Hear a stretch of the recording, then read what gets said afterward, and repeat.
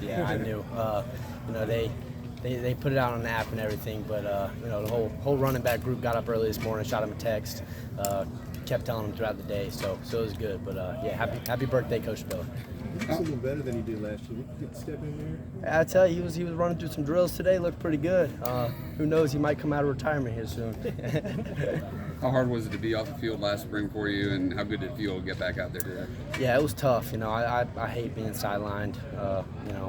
From anything. So to kind of sit on the sideline. Hey, watch Phil Moffa do work last spring. I mean, holy cow, that dude put in the work, and he progressed at a different type of level. But it was tough. I'm just out here thanking God for the opportunity to put one foot in front of the other, get better with a great group of guys. Dabo said he challenged the team to become their strongest version of themselves. What's that look like for you? Yeah, it's just better than last year, to me. And whether it's off the field, spiritually, on the field, catching the football. I mean, there's so many different departments that you can improve on every single day. And that's what it was for me, especially being out in the spring. I knew that I had areas to improve, so I focused on those daily. Did the work, kept my head down, and coming out here the best version I've been, so I'm happy. First day of camp is in the books. What do you look forward to about this time of year? What do you like about fall camp? The grit, I mean, it's so gritty out here. You got the sun on you, man. I mean, you're going around. It's tough out there, but that's the best thing about it. This is when you win a national championship.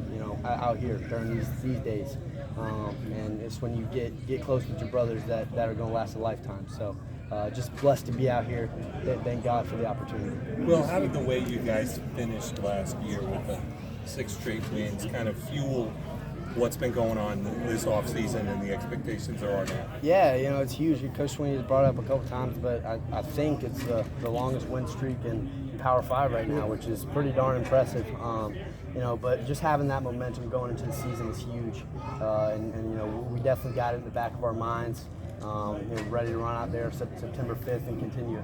Your foot feels good now? Mm-hmm. Yes, sir. No issues, no problems? No issues, fully clear, baby. I'm ready to go. What have you seen from K Club, Nick? He seems like he's got some of the similar traits that you have, and that he comes in as a freshman and he's ready to be a part of everything and almost have somewhat of a leadership role right off the bat. Do you see some similarities? Yeah, he's a great kid, man. I mean, to have him come in here, he's such a natural leader, kind of like you said. But he's come in here, he's kept his head down, he's worked. He's gotten the authority to be vocal, and that's what it really takes. I think coming in early was huge for him, but he's done such a great job. I'm really proud of him. Glad to have him as a teammate. Would you feel like he could lead this team if need be early on this season? Would you guys have the confidence in him to do that? Yeah, that's a tough question to answer right there. At this point, I'm just really worried about myself and putting my best foot forward to be ready for the season. Do you see a big difference in DJ, just personality-wise, from compared to last summer? Yeah, personality-wise, confidence.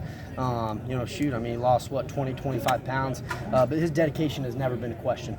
And I've kind of got to witness it firsthand.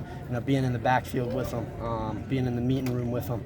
His dedication has been something that I look up to, something that I respect, and I can't wait to see him prosper and succeed this year.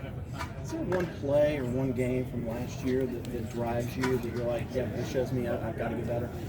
Yeah, there's a couple plays I think about, but yeah, that's all in the past. I really, just pride myself in looking to this season and knowing that, I've definitely got some things to improve on from last season, but I've worried about those. I've focused on those, and now we got this season, and that's all I'm worried about.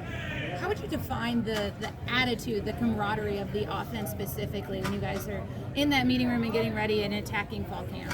Yeah, it's totally different than last year. I feel like just the camaraderie and the chemistry, everything. We're just so much tighter of a group. Everybody is so locked in, and we just all have a common goal. And you're either helping that goal or you're hurting that goal. And everybody in that room wants to help it. Whether that's studying a couple extra minutes of film or picking up a different play sheet install to really get locked in on it. We're all doing it, and you can see it. Is that a galvanization that came from kind of the struggles of like the early part of last year? Would you say? What does galvanization mean? Like brings you together. I think Yeah. I added a couple extra things that aren't actually there. Galvanized you. Yeah, I think it is. We kind of had to reset, and Coach Swinneys has said it multiple times, but we got put into our perspective of not every win is going to come easy, and we've got to respect every opponent, and we've got to appreciate every win.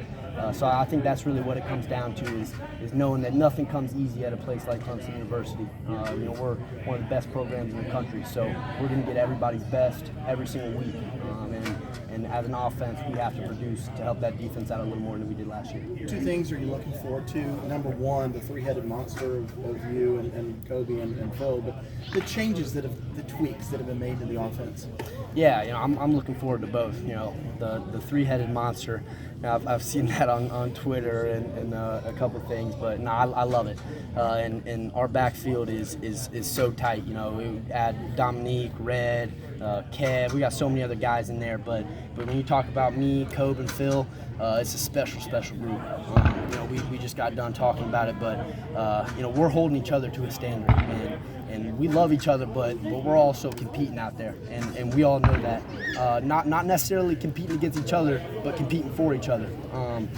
And that's really what it comes down to. Is we're going to hold each other to that standard, and we're going to make sure that we all bring our best every single day. If you look back at last year, there were several plays where you were close to breaking something big. How much does that drive you? How much does that bother you after those games when you were like, somebody just barely got my foot, or the ball, hit my hands and I didn't get it? Does that drive you? Do you think back at those 4 or 5 plays and does it motivate you going into this year? Yeah, I definitely did. I've always been my biggest critic, so I'll look back on things, and that's one thing I really wanted to focus on this offseason, especially not being in the spring, was I got to learn how to move on quicker, and it's one thing I struggled with last year. There's a couple instances I can think of right now where I stuck on it for too long, and it not only affected me during the game, but even the next week preparing for the next opponent. So that's one thing I've prided myself in this offseason is to get better at that and to learn from it and know my mistakes, get better on them, and just leave it in the past. You spoke about some of the changes from the offense. Can you elaborate just on kind of what the coaching staff, the new coordinator, a couple of new position coaches kind of brought to the offense? Yeah, it's just more simplistic and more genuine. Coach Streeter, he's really listening to us. He's not only the authority, but we feel like there's respect both ways. Not saying there wasn't with Coach Elliott. But kind of stepping up from that freshman to sophomore year, taking a little bit of a bigger role. I've definitely noticed it, and it's just like I said, a little bit more simple. Everybody can understand it a little better, but we're moving faster. It's more efficient.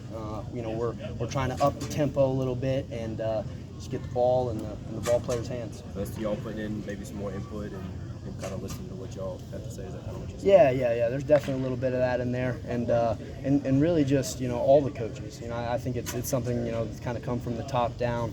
Is coaches are amazing, but the way we're going to get where we want to go is by the players on the field, and I think everyone understands that.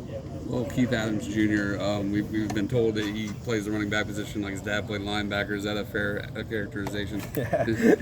Yeah, I never got a chance to watch his dad, even though I've been in the linebacker room and seen all of his records and all that, but just talk a little bit about Keith, man. I love that kid. Holy cow.